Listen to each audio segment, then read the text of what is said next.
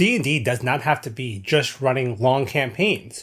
One-shots is a great way to get together with friends for one night, have some fun, roll some dice. Maybe you're introducing some new people to the game. Maybe you have out-of-state friends who have come into town and want to play, or maybe you're playing at a convention. But regardless of the reason, you need a good, short, concise, and most importantly, fun adventure to play with these people.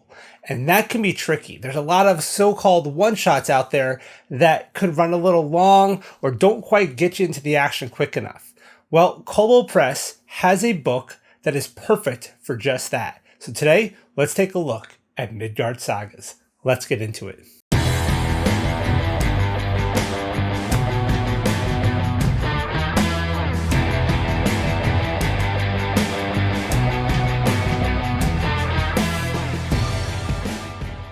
Hello everybody, I'm Joe and this is the DM Toolbox, your go-to place to get all the tools you need to enhance your D&D games.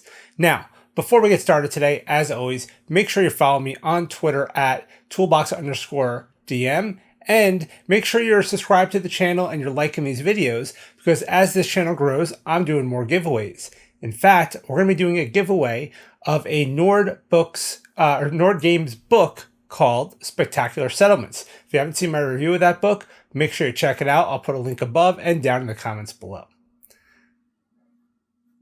All right, let's get into our main topic today, one-shots. So I love running one-shots. My current group that I campaign with now, that I run campaigns for, got started when I ran a one-shot for them. It was a way to test the waters, see if the people click and get along, if this is something they want to commit to long-term. I've also run one-shots for just, some other friends. There's a group that I'm a player in and the DM just wanted a break. So I ran a one-shot for him and the other players one day. Also, conventions is a great time for one-shots, whether you're signed up to run an organized one or you just grab some people you find walking around the hall looking for something to do and you set up a game. One-shots are perfect.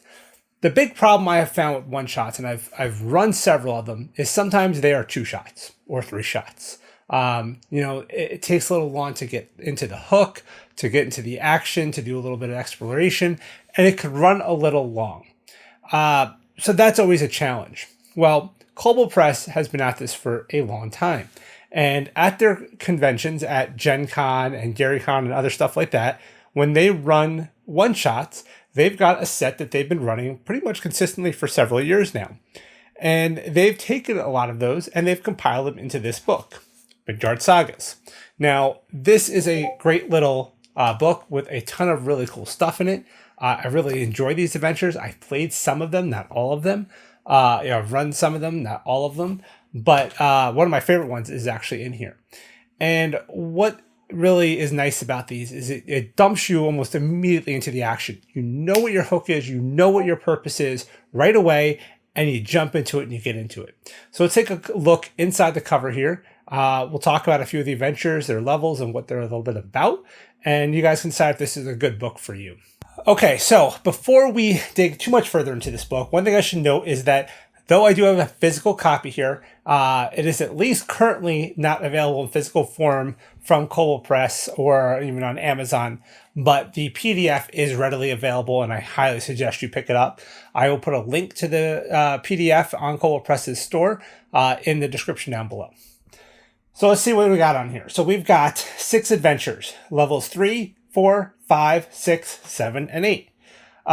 Each very unique, but each again really fun. So the first one is called Murder on the Crossroads. It is a level 3, and it is really a kind of whodunit type of adventure. So just to kind of give you a quick little summary here, right? It's a gothic murder mystery. Basically, this dude dies, and this mercenary company kind of, or this I guess he's a general of this mercenary company turns up dead, and all his captains are there. So you're basically trying to figure out who killed this guy, right? We're playing Clue. So really cool, classic type of trope. Can be a lot of fun for the players. The next one is probably my favorite in this book. It is called Madman at the Bridge. It is a level 4 adventure. And basically, there's some saboteurs that have messed up this bridge in the city of Zobek. So if you're not a big Midgard fan, Zobek's kind of the central main city in Midgard, but you could drop this anywhere, right? But basically, there's a bridge that is very important. It goes across a river, and all the workers and industry and main trying to trade route all heads out over this bridge in the city, and it's broken. So the city almost grinds to a halt without this bridge. It's an important thoroughfare. So the party is sent to investigate, and it turns out they're saboteurs, and it kind of escalates very quickly. I would say probably out of all of these adventures, it is the shortest one. It's only, let's see here, it starts on page 27, and I think it ends on like page 34. So it starts here, and it goes to, page 34. So, and that includes a page with about, a half a page of map. So it's a quick, short, fast-paced one. Can definitely knock this one out in about 4.5 hours. And all of these are designed to be done in 4 to 6 hours, and have been consistently for years at conventions with groups of strangers, not even your main party. So as long as you don't have a group that's not completely side talking and checking their phones and doing other stuff, any of these adventures you can get through really, really quick. The next one in here, the level 5 adventure, is the Mohammed Heist. So it is a casino heist. You basically get hired to knock off this casino, and you have a couple of days to basically gather intel, resources, people, come up with a plan, and execute the plan. So it's Ocean's 11 D&D. So another super, super fun one. Definitely keep the pace going pretty quick, and just a ton of fun. The level 6 one is called Raiders of the Chamber of Tomorrow. I don't know how to explain this one. I guess it kind of feels a little bit of Indiana Jones kind of thing. There's a time warping artifact that was recovered from a scene of a crime. And to find out who wants it and why, characters must locate the ruined elven city of Thorn and brave the dangers of the legendary Chambers of Tomorrows. So, I have not played this one, but it does sound kind of cool. It definitely has a bit more of a like an indie, Indiana Jones high adventure type feel to it. To Wake War is the level 7 one. This one brings us out in Midgard to the Wasted West, which is like this Badlands that was destroyed during this magical war years ago. And there's these dust goblins there. And they're kind of, these tribes are starting to organize under this leader. And he plans to summon this thing, I guess, that's going to basically be a weapon for him, but it's not what he thinks, and it's much worse. So it's one of those things where the bad guy's got an evil plan that completely backfires and things get really bad. And then the final one, the level 8 one, is called Blood of the Fallen Star. This is a cool one because this is kind of a your classic almost like zombie apocalypse or plague gone out of control type thing. So it's an infection from space is ravaging the Northlands. Dwarven raiders with rotted brains attack their neighbors, their friends, and even their own families. Find the source of the infection is easy, destroying it won't be. And I know it has something to do with this purple fungus.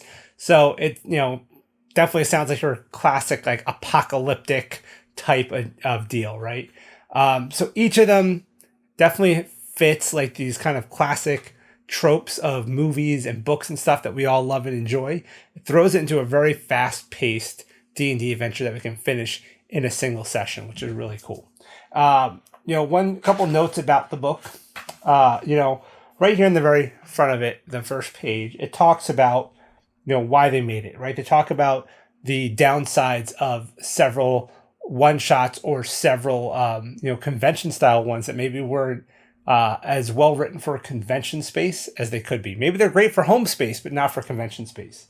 And then what they did differently in here.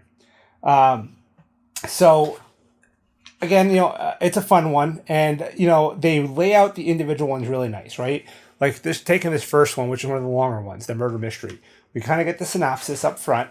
We get some information about how to run a murder mystery because that's kind of a unique thing.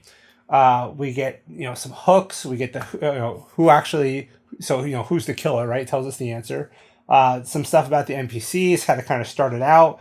And what the setting, right, the location is, the house that this all takes place in, and then breaks it up into parts. We have part 1, part 2, And then locations, right? So we have like the entry hall, part 1. We've got the grand hall, part 1 and 2. We've got the trophy room. We've got the limitation room, the library. So it breaks out the whole place by, in this case, by rooms, and then what the action is in each of those rooms. Going to something like Madman on the Bridge. Oh, it does also have some nice tables for timelines and stuff like that. So you can kind of keep everything very straight and organized. It gives us all of our suspects. So they do a really good job of laying this one out, because that to me is one of probably the trickier ones. Even some handouts for players. Madman at the Bridge is a little more straightforward. We got our locations and we've got our scenes, and it just runs us through those fairly quickly in the book. Like I said, it's only a few pages. This thing is like 1, 2, 3, 4, 5, 6, about 7.5 pages long is the whole adventure. It's super fast paced, super exciting. One note about this is when you play it at a convention, they use Kobold pre-made characters. Everybody plays a Kobold. So if you are doing a one-shot, make up some Kobolds pre-made characters and just hand them out. Don't tell everybody. Just make like a Kobold barbarian and a Kobold bard and a Kobold rogue and a Kobold sorcerer. Pre-make the characters for them. And then when you start, you say, here's your character. Pick which class you want. And it's a lot of fun. It really seems to induce a lot of cool role play and funny voices for the kobolds and stuff like that. So that's definitely, one of my favorites. Each of these laid out very well for the type of adventure it is. They're very well thought out, very well put together. These have been run and refined over and over again over the years before they ever put this book out. So really, really great book. So if you want some good, solid, well-designed, well-paced one-shots, Midgard Sagas is perfect. And again, because it's set in Midgard, you can drop these in any world you want. It doesn't really matter. But if you are a Midgard fan, all the better, right? So I will put the link to the PDF. Hopefully at some point they get the books back in, because I'm a physical book guy. But at least pick up the PDF. I believe they also might have it available for Roll20. Hopefully someday maybe we'll get out for Foundry. That would be nice. Maybe I'll do that conversion myself for them. Who knows? So yeah, that's it, guys. Midgard Sagas, check it out. Don't forget about the giveaway. Make sure you are subscribed to the channel. You're clicking for notifications and all that fun stuff, so you know when that's happening. So I'm still waiting on the book to show up in the mail from Nord Games. So as soon as I get that book, I will post a video and we will start entries for the contest. So stay tuned for details to come on that. But the idea is that the giveaway will happen when I hit 1,000 subscribers, which is coming up super fast. All right, that's it for now. And until next time, roll those dice.